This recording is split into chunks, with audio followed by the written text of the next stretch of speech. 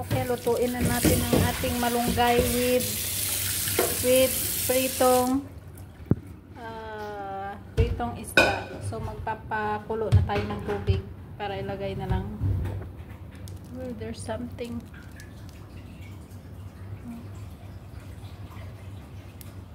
Okay. Okay, ma'am. Okay. So ayan, pakulo na tayong tubig. Where's the fish? Where's the fish?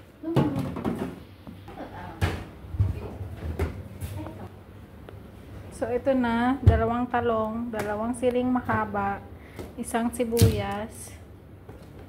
This one is the fish. Ayan. 1, 2, 3, 4. Ayan. Isang buong isda. Isang buong isda daw, pero dalawa ang buntot. Isang buong isda, pero dalawa ang buntot ko. Dalawang kamatis, malunggay, yan, talong, and then frozen okra.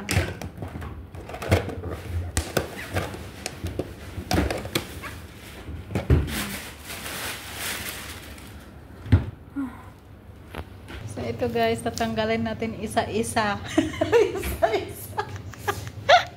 Siguro aabutin pa ako ng tomorrow nito pag isa-isahin ko. So, imamagic ko na lang. Okay?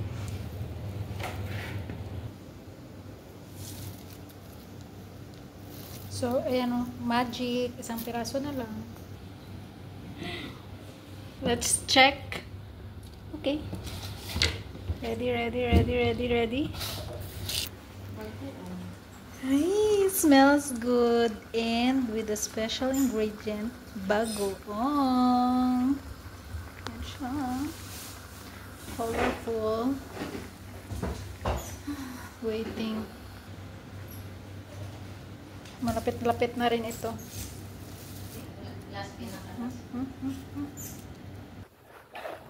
I can see the happiness in the face. Pag magluto ng gulay, ganun talaga. So, mga isang oras ko na po itong hinihimay-himay.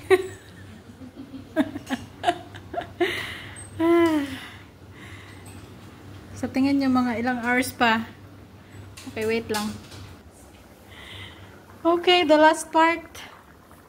Hindi ko lang i-zoom. Hindi ko na siya i-zoom, guys. Pero masarap na yan. Vitamins.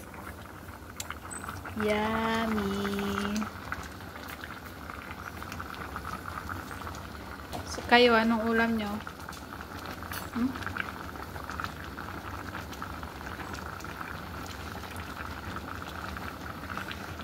So, see you mamaya. Bye-bye.